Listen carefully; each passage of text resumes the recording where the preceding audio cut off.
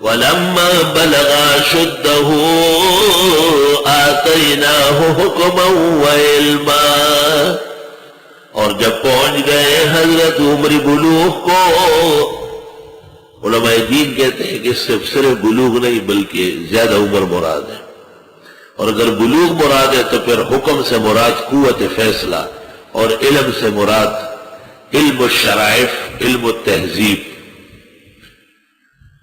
عام طور پر پیغمبر کے لیے جب ایسے الفاظ آتے ہیں تو نبوت مراد ہوتی ہے، نبوت عموماً 40 سال کے بعد ہے۔ وَكَذَلِكَ نَجْزِي الْمُحْسِنِينَ، اور اسی طرح ہم بدلہ دیتے ہیں نیکوکاروں کو۔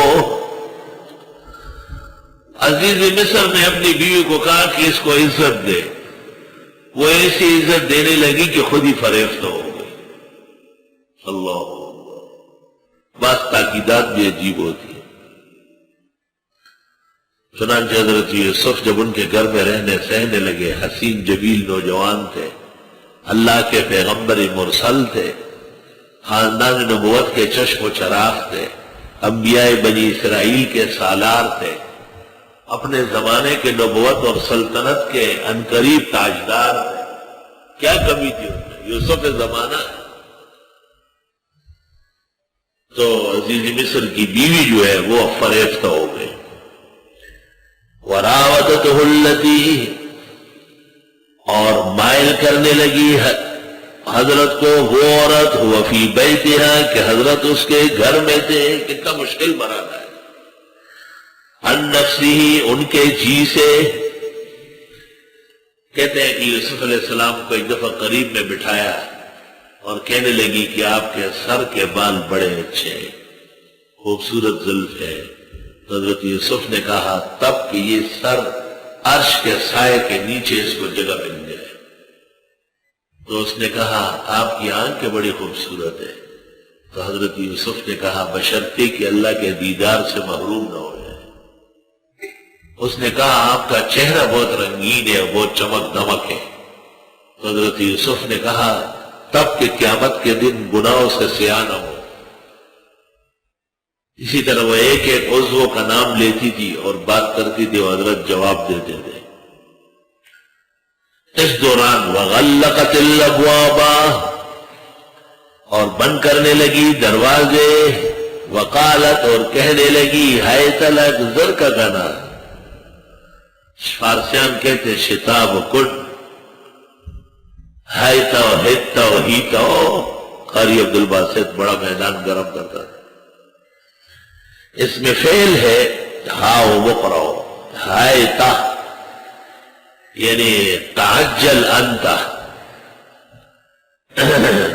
ایسے موقع پہ شارٹ الفاظ کہے جاتے ہیں، مخفف، بڑے الفاظ کے اوقات نہیں ہوتے۔ قال، حضرت نے کہا معاذ اللہ، اللہ کی پناہ، میں کیوں زنا کروں، مجھے کیا ضرورت؟ انہو ربی، بے شک وہ میرے رب، احسن مثوایا، بہترین ٹھکانہ دیا ہے۔ احسن مثوایا، احسن للوگ میرے، انہو لا یفلح الظالمون، بے شک کامیاب نہیں ہوتے ظالم لوگ۔ کسی کے گھر میں رہے اور اس کے بیوی پہ ہاتھ ڈالے اور اس کی بیٹی اور اس کی عزت کو لوٹے، ایسا ظالم اور بے انصاف کبھی بھی سرخرو نہیں ہوگا اور اس دنیا میں عزت کے دن نہیں دیکھے گا۔ وَلَقَدْ هَمَّتْ بِهِ، اور البتہ تحقیق ارادہ کر گئی وہ عورت حضرت کے بارے میں۔ اس نے تو پورا کام کر لیا، دروازے بھی بند کیے، سب کچھ کر لیا۔ وَهَمَّ بِهَا، اور حضرت بھی ارادہ کر لیتے، لولا ان رأى برہان ربی، اگر نہ دیکھتے دلیل رب کی، وہ جو نبوت کا منصب ہے جس کی وجہ سے چیخ پڑے کہ معاذ اللہ، اللہ کی پناہ۔ مفسرین نے یہاں بہت کچھ لکھا ہے، کہتے یعقوب علیہ السلام کی تصویر نظر آئی اور دانتوں میں انگلی چبا رہے ہیں، یہ کرنے کا کام۔ اور کبھی کہتے ہیں کہ زلیخا نے وہ خاص وقت کے اندر مورتی پر جس کا وہ پوجا کرتی تھی کپڑا ڈالا. یوسف علیہ السلام نے کہا یہ کیوں؟ کہنے لگی اس لیے کہ میں اس کا سجدہ کرتی ہوں، میرا معبود ہے، وہ دیکھ رہا ہو. تو کہا اچھا یہ تیرا معبود ہے، پتھر کا بنا ہوا، اس سے شرما رہی ہے، میں اپنے اللہ سے نہ شرماؤں جو ہر وقت ہے وہ سب کو دیکھ رہا ہے. میں ان روایات کی صحت کا منکر نہیں ہوں، تابعین کی بھی تفسیریں ہیں، لیکن جو تفسیر عاجز فقیر نے کی کہ منصب نبوت مراد ہے، برہان الرب. كذلك لنصرف عنه السوء والفحشاء، اسی طرح تاکہ دور کر دے ان سے برائی اور بے حیائی. زنا برا فعل بھی ہے اور بے حیائی کا کام بھی ہے. انه من عبادنا المخلصین، بے شک وہ ہمارے برگزیدہ بندوں میں سے تھے. وہ کوئی عام آدمی تھوڑا ہی اللہ کے پیغمبر ہے. واستبق البابا، دوڑ پڑے دروازے کی طرف. حضرت یوسف علیہ السلام دروازے کی طرف دوڑ پڑے. دروازے تو اس نے بند کیے تھے، لیکن جب حضرت یوسف دروازے پہ پہنچے تو بند دروازہ کھل گیا. بند دروازہ کرامت اور حضرت کی عصمت کے اعزاز میں وہ کھل گیا. وقدت قمیصہ من دبر، اور پھاڑ دی حضرت کی قمیص پیچھے سے. دبر شے آخر شے. وَأَلْفَ يَا سَيِّدَهَا لَدَى الْبَابِ، پایا دونوں نے اس کے خاوند کو دروازے کے باہر. اب یہ سب باہر نکلے اور اس نے پیچھے سے کپڑا پکڑا تو وہ پھٹ گیا. اور دیکھا تو عزیز مصر آ رہا ہے تو اس حیران رہ گئے کہ کیا ہو رہا ہے. تو عورت تو بہت چالاک ہوتی ہے نا، پھر اس قسم کی عورت. قالت ما جزاء من اراد بأهلك سوءا، کیا سزا ہونا چاہیے جس نے ارادہ کیا تیری بیوی کے ساتھ برے کام کا. حضرت پہ تہمت لگائی. الا ان یسجنا، مگر یہ کہ جیل میں ڈالے. او عذاب الیم، یا اور کوئی سزا تجویز ہو. قال حضرت یوسف نے کہا ہی راودتنی عن نفسی، اس نے پھسلایا مجھ کو میرے جی سے. وشہد شاہد من اہلہا، اور گواہی دی ایک گواہ نے عورت کے خاندان میں سے. عبداللہ ابن عباس کہتے ہیں کہ پنگوڑے میں ایک بچہ تھا. اور امام مجاہد کہتے ہیں اور زید ابن اسلم بھی کہ ایک بہت تجربہ کار آدمی تھا جو فوراً نشانیاں دیکھ کے فیصلہ کرتا تھا. اس کو بلایا. اس نے کہا ان کان قمیصہ قد من قبل، اگر ہے قمیص پھٹی ہوئی آگے سے، فصدقت، تو عورت سچی ہے. وہو من الکاذبین، اور یوسف علیہ السلام جھوٹوں میں سے، معاذ اللہ. وَإِنْ كَانَ قَمِيصُهُ قُدَّ مِنْ دُبُرٍ، اور اگر ہے قمیص پھٹی ہوئی پیچھے سے، فَكَذَبَتْ، تو عورت غلط ہے، جھوٹی ہے. وَهُوَ مِنَ الصَّادِقِينَ، حضرت سچوں میں سے. فَلَمَّا رَأَىٰ قَمِيصَهُ قُدَّ مِنْ دُبُرٍ، جب دیکھا کہ حضرت کی قمیص پھٹی ہوئی ہے پیچھے سے، قَالَ إِنَّهُ مِنْ كَيْدِكُنَّ، اس گواہ نے کہا یا عزیز مصر نے کہا یہ تو عورتوں کی سازش ہے. ان کیدکن عظیم، بے شک عورتوں کی سازشیں بڑی زہریلی ہوتی ہے. لیکن اب بات پھیل رہی ہے، میرے گھر و عزت کا مسئلہ ہے. یوسف عارض عن ھذا، اے یوسف چھوڑ دے یہ باتیں. واستغفری لذنبک، معافی مانگے عورت تو اپنے جرم کی.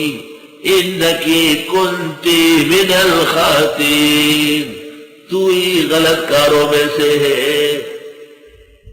بیوی کو تو یہ کہا کہ یہ ساری شرارت تو آپ کی ہے، فیصلہ یہ ہے کہ آپ مجرم ہیں اور آپ نے کوئی چال لڑی ہے. یوسف بالکل پاک صاف ہے. لیکن اہل دربار نے اور اہل مشاورت نے غلط مشورہ دیا کہ اب بات پھیل چکی ہے تو بہتر یہ ہے کہ حضرت یوسف کو جیل بھیج دیا جائے. تاکہ لوگ کہیں کہ ہاں کچھ قصور کیا ہوگا تب تو سزا بھگت رہا ہے۔ اس دوران مصر میں یہ بات پھیل گئی کہ عزیز مصر کی بیوی اپنے ایک غلام پر فریفتہ ہوئی۔ جب باتیں بہت بڑھ گئی تو عزیز مصر کی بیوی نے ایک دعوت کی اور ان تمام عورتوں کو بلایا۔ قاعدہ یہ ہے کہ جب کوئی شخص کسی کے ہاں نمک کھائے، رزق کھائے، تو پھر ان کی اچھی گائے، برائی نہ کرے۔ اس زمانے کے لوگ نہ رزق جانتے نہ شکر جانتے، جس دسترخوان پہ کھاتے ہیں پھر اسی پر ہانپتے بھی ہیں اور شرم و حیا نہیں کرتے۔ چنانچہ ایک بات تو یہ تھی کہ کھانا کھانے سے خود بخود ان میں زلیخا کی طرفداری آ جائے گی، حمایت آ جائے گی۔ دوسری بات یہ تھی کہ حضرت یوسف کے متعلق عزیز مصر کی بیوی پوری اطمینان تھی، کوئی بھی دیکھے گا تو وہ عاشق ہوگا۔ یہ کیسی عورت ہے جو عاشق نہ ہو، وہ کوئی چیز ہے۔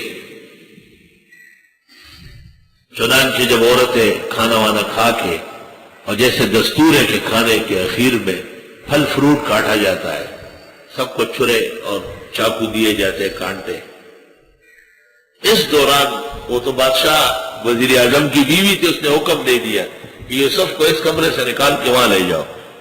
جب یوسف علیہ السلام یہاں سے نکل کے جانے لگے اور عورتیں پھل فروٹ کاٹنے بیٹھی تھی، دیکھنے لگی تو ان کو پتہ ہی نہیں چلا، بجائے وہ پھل کے اپنی انگلیوں کو کاٹنا شروع کیا اور حضرت کو دیکھتی ہی رہ گئی۔ تو زلیخا نے موقع سے فائدہ اٹھایا، عورتوں کو کہا یہ وہ آدمی ہے جس کے بارے میں تم کہتی ہو کہ میں فریفتہ ہوں۔ فریفتہ ہوں تو صحیح ہوئی یا غلط؟ انہوں نے کہا بالکل صحیح، کیونکہ ان کے اپنے خون بہہ رہے ہیں ہاتھوں سے خالی دیکھنے سے۔ وقال نسوة فی المدینہ، کہنے لگی عورتیں شہر کی، امرأۃ العزیز، عزیز مصر کی بیوی، تراود فتاہا عن نفسہ، پھسلانے لگی نوجوان کو اپنے جی سے، قد شغفہا حبا، یقیناً گڑ گئی اس کے دل میں اس کی محبت۔ شغف اور شعف دو درجے ہیں منتہا عشق، منتہا عشق کے دو درجے ہیں۔ ایک تو یہ کہ دل کے ارد گرد ایک خول اللہ نے چڑھا حفاظت کے لیے، حجاب القلب کہلاتا ہے، اس کے اندر محبت اتر جائے، پھر وہ کسی کے کہنے سے نہیں واپس ہوتی۔ متنبی کی زبان میں عزل العوازل حول قلب التائہ، ملامت کرنے والیوں کی ملامت ارد گردے، وَهَوَى الْأَحِبَّةِ مِنْهُ فِي سَوْدَائِهِ، اور محبوب کی محبت دل کے سیاہ دانے کے اندر ہے، سوال ہی پیدا نہیں ہو سکتا۔